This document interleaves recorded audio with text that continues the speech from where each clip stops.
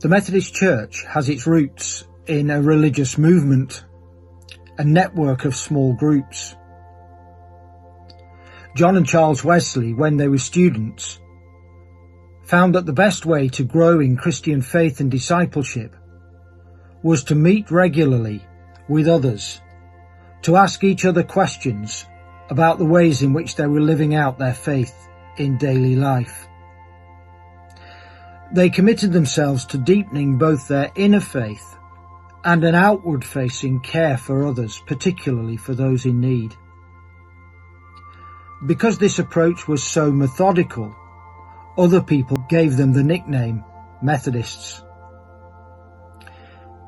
In the year 2000, the Methodist Church looked again at its place in the world, and I believe that we were reminded of our fundamental purposes.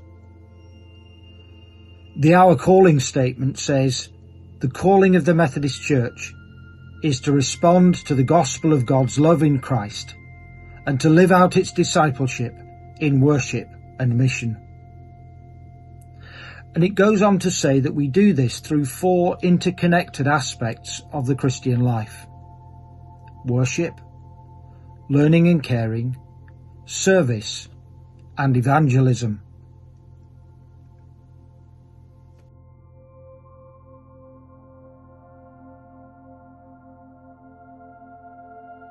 And now, a Methodist way of life invites us to think about how we live out that calling, not just when we're gathered together in church, but also in our everyday lives as individuals, out in the world, as it were.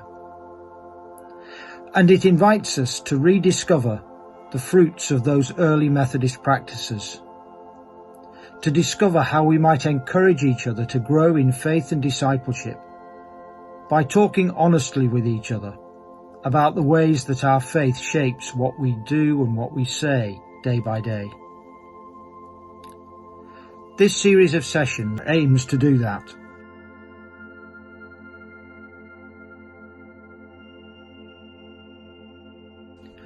We're hoping that, although we still have to be careful about social distancing, we can still connect in some way in small groups, to share in some simple worship and prayer, and to talk about our faith and discipleship.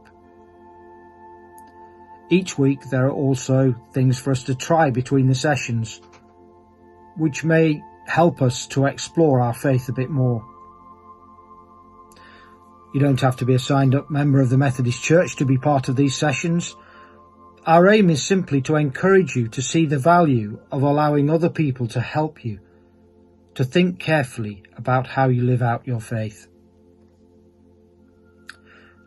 I hope that these sessions become a real blessing to you and to others.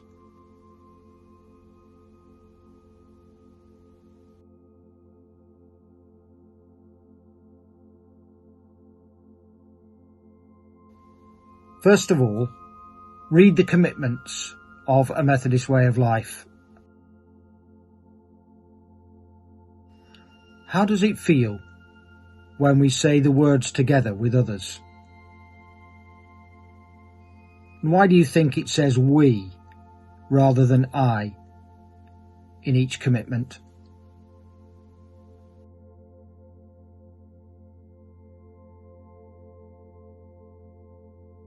And then secondly, work through the commitments. Have a think about them. Is there anything that you want to add as a way of living out your faith?